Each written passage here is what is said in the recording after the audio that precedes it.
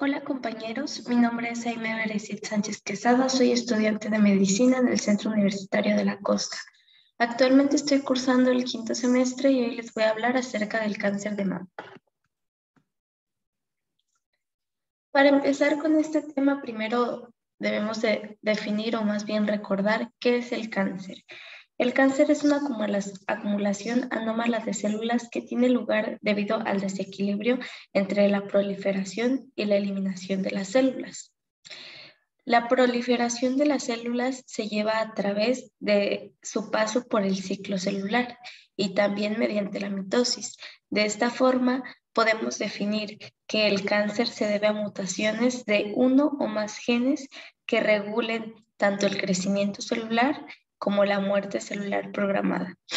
Es decir, genes que regulen el crecimiento celular van a impedir que haya una proliferación descontrolada y genes que regulen la muerte celular programada van a ayudar a la eliminación de células que no sean necesario. Pero si hay alguna mutación en alguno de estos genes, pues va a producir exactamente lo contrario y eso va a ayudar a potenciar el cáncer. Los genes cuyas mutaciones causan cáncer pertenecen a dos categorías. Por una parte están los oncogenes, que es un alelo mutante de un protoncogene. Este facilita la transformación maligna mediante la estimulación de la proliferación o la inhibición de la apoptosis.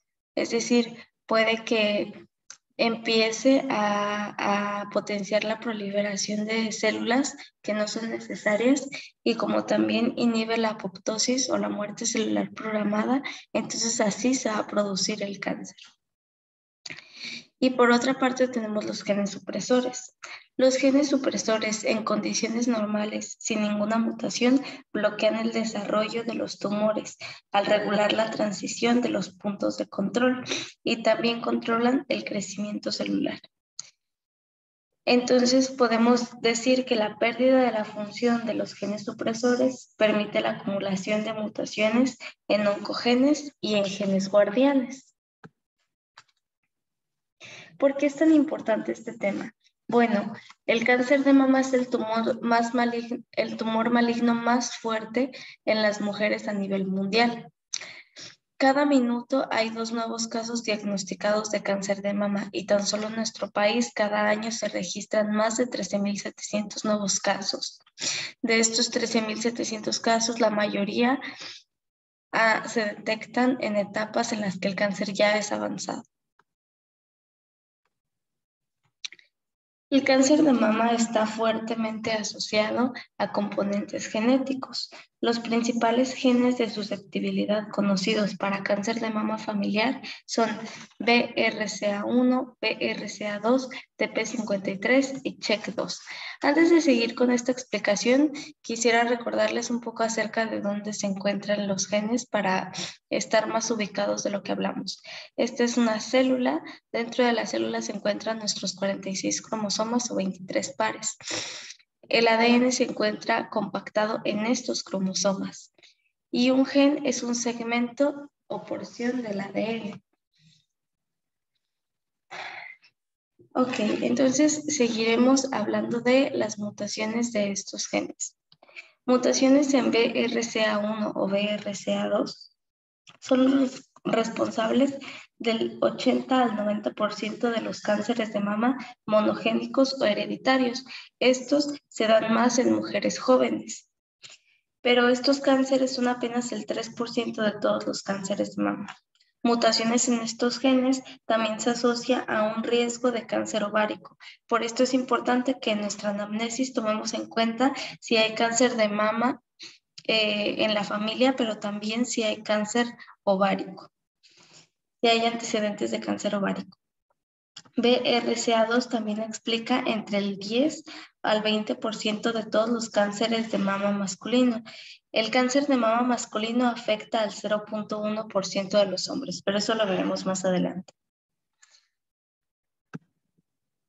También veremos lo que es el cáncer de mama esporádico. Este cáncer se asocia a mutaciones en el gen TP53. también a la de lesión del segmento 17P del cromosoma 17P13. Pero esta es una enfermedad compleja, heterogénea, es decir, que es causada por múltiples factores, que son genéticos y no genéticos. Los no genéticos están relacionados con exposición a hormonas, sexo, edad, antecedentes reproductivos, lactancia materna, estrógenos exógenos, así como a la exposición de radiación y sustancias químicas con efectos estrogénicos.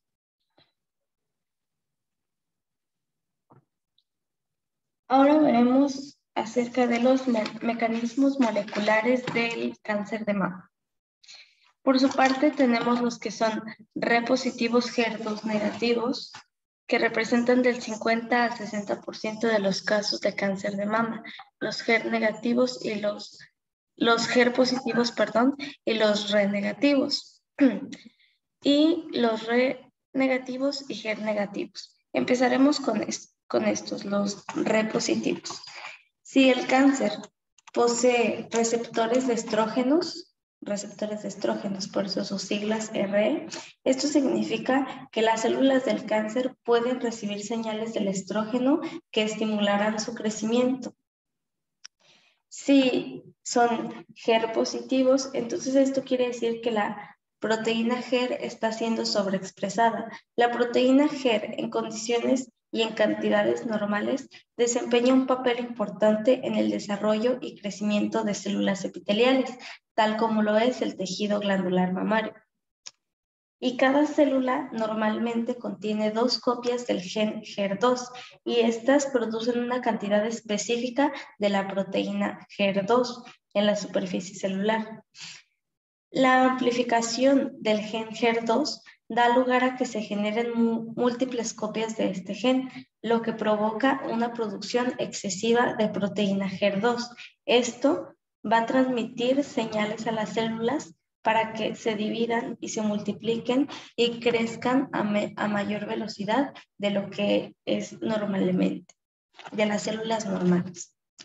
Los cánceres negativos para Re y negativos para HER tienen la vía peor conocida, por eso es que se le asocia a un peor pronóstico. Se ha descubierto que se asocia con mutaciones del gen TP53 y BRCA1. Sin embargo, como les digo, su vía es desconocida aún, o es la peor conocida. El carcinoma ductal in situ. Esta es una proliferación clonal maligna de células epiteliales, pero que se limita a los conductos y los lobulillos. Aquí vemos un conducto normal, los conductos están aquí en la mama, aquí lo vemos normal, y esto es con CDIS, carcinoma ductal in situ, que tiene células anormales. El carcinoma ductal in situ puede diseminarse por todo el sistema ductal, sin embargo, se limita a los ductos. Generalmente no es invasivo, lo que significa que no se disemina fuera de estos conductos y tiene muy bajo riesgo de volverse invasivo. Se suele descubrir mediante mamografías y sus síntomas son un bulto en la mama, secreción sanguinolenta del pezón y normalmente se da solamente en una mama. En la mamografía la vamos a ver como pequeños cúmulos de calcificaciones y de formas y tamaños irregulares. El tratamiento que se le dará a seguir podría ser la lumpectomía seguida de terapia de radiación. Este es el tratamiento más utilizado ya que permite conservar la mayor parte de la mama. También la mastectomía, que sería extirpación de toda la mama, y la hormonoterapia. Si recordamos, bueno, casi no me paré en esta imagen, pero el cáncer ductal in situ es positivo para Re y negativo para HER. Eso quiere decir que recibe señales de estrógeno para crecer. Entonces la hormonoterapia es una buena opción, ya que existen terapias en las que se impide que el estrógeno pueda interactuar con las células cancerígenas y eso ayudaría mucho. Eso ayuda mucho. Ahora hablaremos del carcinoma lobulillar in situ.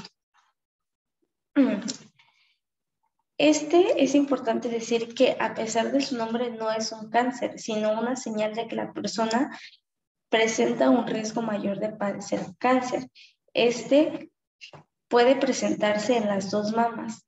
Usualmente es un hallazgo casual cuando se hace una biopsia para evaluar otra zona de la mama.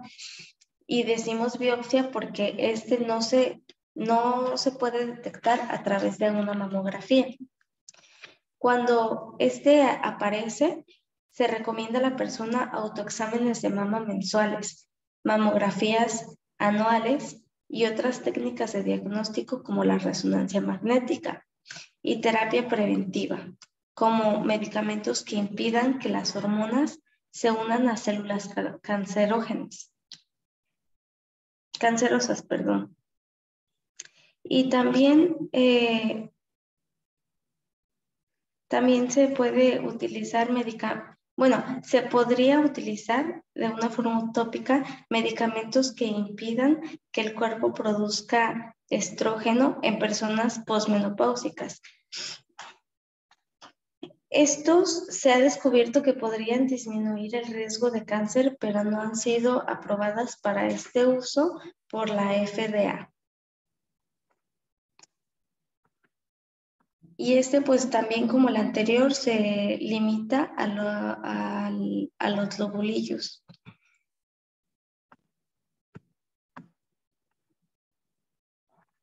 Ahora veremos el carcinoma infiltrante o invasivo, que es lo mismo. Por su parte se divide en tres, en el luminal o Re positivo, que es lo mismo, en el positivo para HER y en el triple negativo. Veremos el luminal o Re positivo por su parte se divide en dos, el que es de escasa proliferación, que representa del 40 al 55% de 65%, y el de alta proliferación, que representa el 10%, pero de esta cantidad, no del total.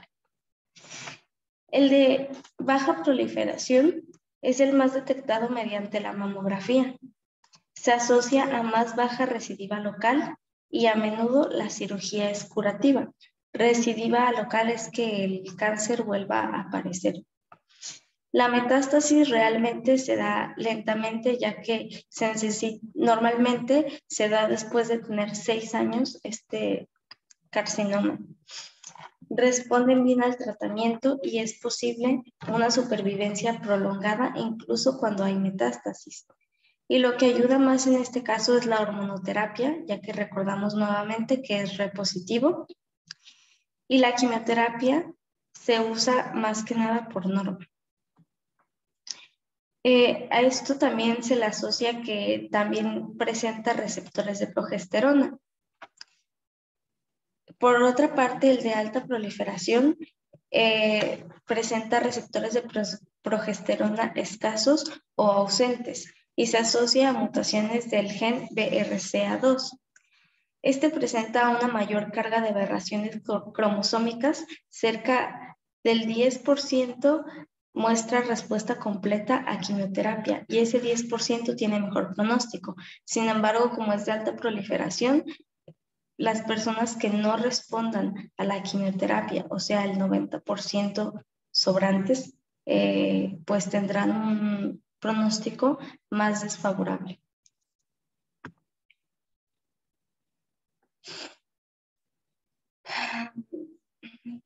Ahora veremos el carcinoma invasivo, pero el positivo para HER. Se da gracias a amplificaciones a nivel del gen HER2 y esto produce, como ya lo habíamos visto, una sobreexpresión de la proteína HER2 y también se asocia a una gran carga de mutaciones. Para es muy efectivo. Últimamente tiene un mejor pronóstico debido al trastuzumab. ¿Qué es el trastuzumab? Es un anticuerpo monoclonal humanizado. Este funciona como todos los anticuerpos de nuestro cuerpo, de nuestro organismo, que son proteínas que reconocen y se unen a otras proteínas únicas en el organismo llamados antígenos. Así, trastuzumab se une específicamente a HER2 y actúa bloqueando su actividad. Sin embargo, y tristemente, no todos los carcinomas HER2 responden y algunos que tal vez lo han hecho pueden llegar a crear resistencia. ¿Cómo se crea esta resistencia? Pues se expresa en una forma truncada o aberrante de HER2 que carece del lugar de unión a trastuzumab. Sin embargo, trastuzumab, como les digo, ha mejorado notablemente el pronóstico, ya que antes un carcinoma positivo para HER2 era pues un hecho que sería un mal pronóstico. Y ahora veremos el triple negativo. Este es frecuente en mujeres jóvenes premenopáusicas, sobre todo en afroamericanas e hispanas. Se asocia a mutaciones del gen BRCA1. Tiene una alta proliferación o crecimiento, por lo que se presenta como una masa palpable que es detectable en mamografías. Puede producir metástasis, a menudo viscerales y encefálicas. Cerca de solamente el 30% responden bien a quimioterapia y se puede conseguir la curación. Sin embargo, las recidivas se presentan en los siguientes 5 años frecuentemente. Cáncer de mama en hombres. Solamente el 0.1% de los hombres lo padecen. El riesgo aumenta si tienen un familiar directo que lo padezca. Se presenta como una masa subaerolar palpable y secreción en el pezón. También puede haber manchas alrededor. La masa normalmente mide de 2 a 3 centímetros de tamaño y la diseminación que se da en este cáncer también sigue el mismo patrón que en mujeres. En hombres, la edad típica de la detección del cáncer es de los 60 a los 70 años.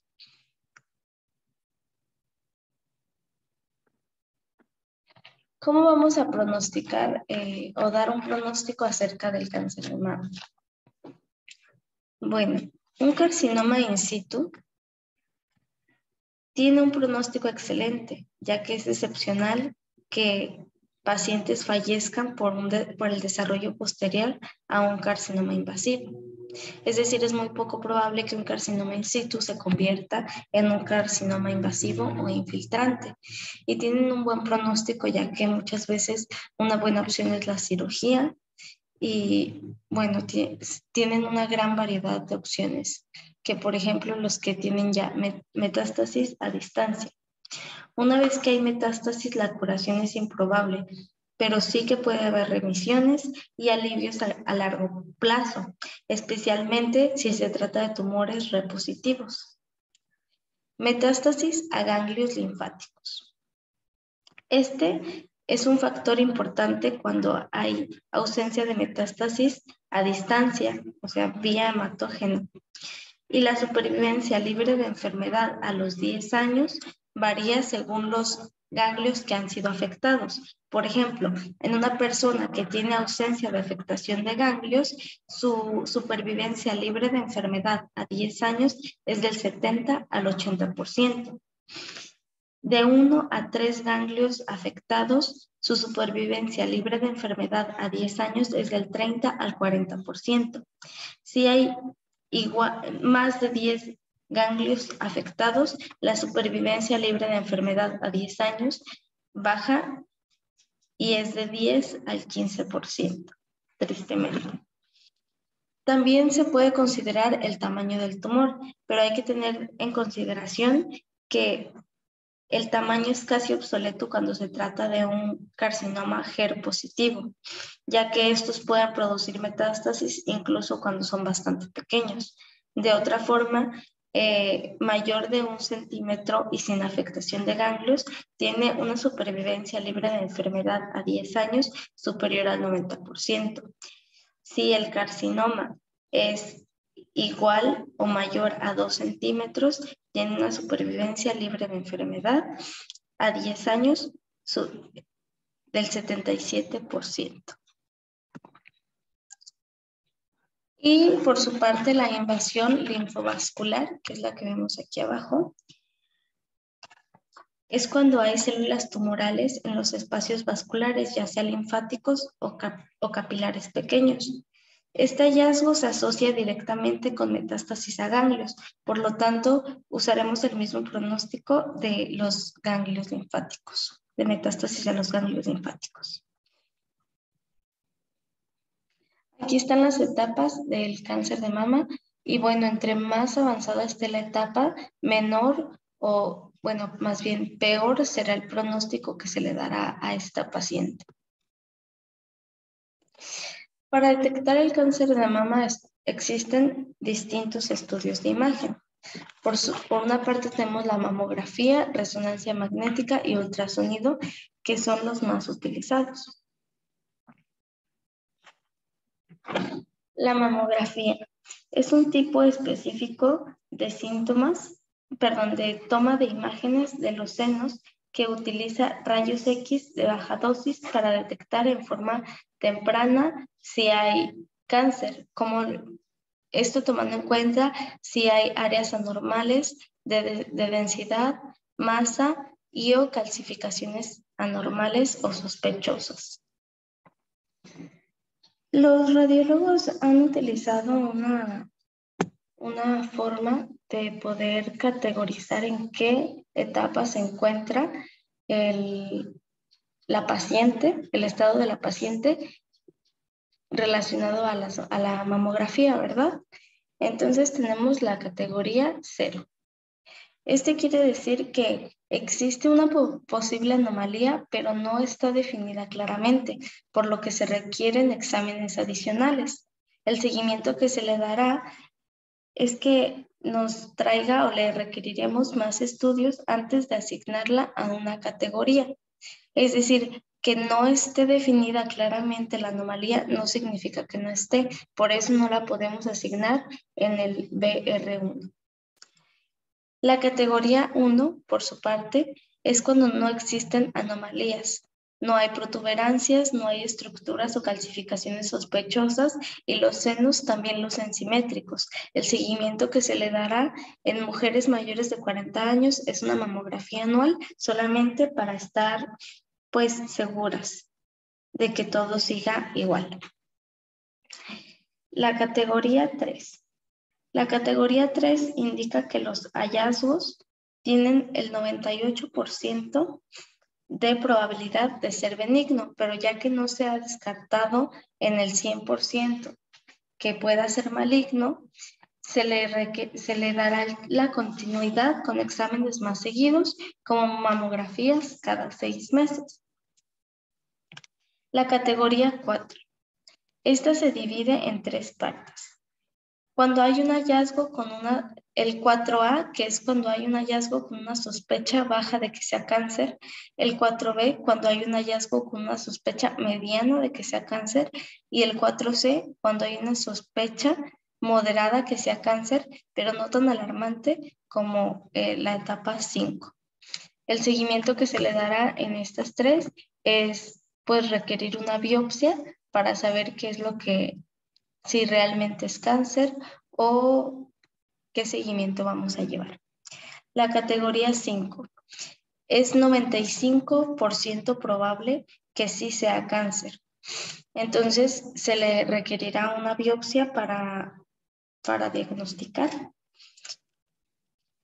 Y la categoría 6. La categoría 6 es cuando ya hay un diagnóstico de cáncer y la mamografía se está llevando a cabo para ver cómo la paciente va respondiendo al tratamiento.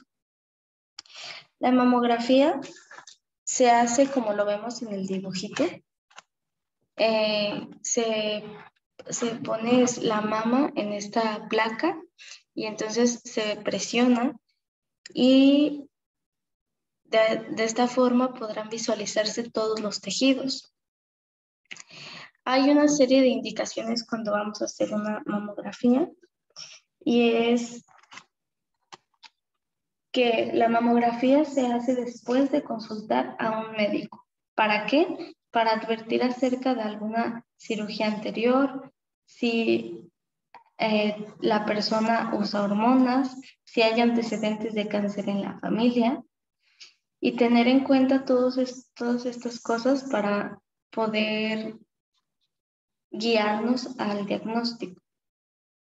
También se recomienda a la paciente que programe su cita cuando no vaya a tener sensibilidad aguda en los senos, es decir, que no lo haga poco antes de la menstruación, ya que es cuando se encuentran más sensibles los pechos.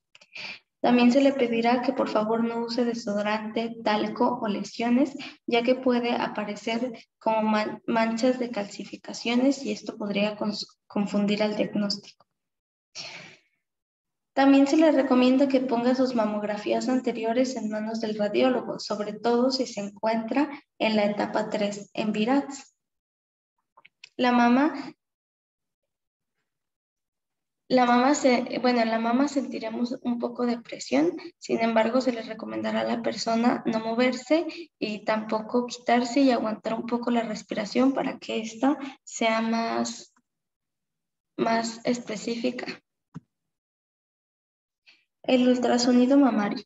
Este realmente es muy fácil, se utiliza en mujeres menores de 30 años y también en mujeres que se encuentran en algún trimestre del embarazo, sobre todo en el primero, ya que no se pueden exponer a radiación. Y también se utiliza en mujeres que tienen un gran riesgo de padecer cáncer de mama por alguna mutación de un gen que ya sea hereditario. Entonces, para evitar la exposición a rayos X, pues se llevará a cabo el ultrasonido mamario. Este es un examen que produce una imagen de las partes internas de los senos a partir de ondas sonoras. Realmente es muy sencillo. La persona se le va a requerir que por favor tampoco use desodorantes, talcos, lociones y se acueste en la cama. Levante su mano derecha y ponga su palma detrás de su cabeza. Así para explorar la mama de ese lado y luego posteriormente se va a hacer lo mismo del otro lado. Se le va a poner gel y después se le va a pasar la máquina por encima de los pechos y así va a ser como va a empezar a ver el diagnóstico. Este también se recomienda en el caso de mamas densas, es decir, cuando existe mucho tejido conectivo glandular o mucho tejido graso, porque este tejido puede dificultar percibir alguna anomalía mediante la mamografía, entonces se utiliza también el ultrasonido mamario. La resonancia magnética. La resonancia magnética, por su parte, es utilizado es más utilizado cuando ya hay un resultado positivo de cáncer y puede mostrar la extensión de la enfermedad. También puede utilizarse como mamografía en la detección de cáncer mamario para algunas personas, como por ejemplo las personas con alto riesgo de padecer cáncer mamario o las personas que tienen importantes antecedentes familiares de cáncer mamario también, o también las personas que tienen alguna fuga o sospecha una sospecha de fuga o rotura de un implante mamario. Y también si hay tejido mamario muy denso de la misma forma. Y bueno, este también se ha demostrado que es superior a la mamografía cuando de detectar lesiones se trata. Y se hace de esta forma, como podemos verlo en el dibujito. Eso sería todo de mi parte. Estas son mis referencias.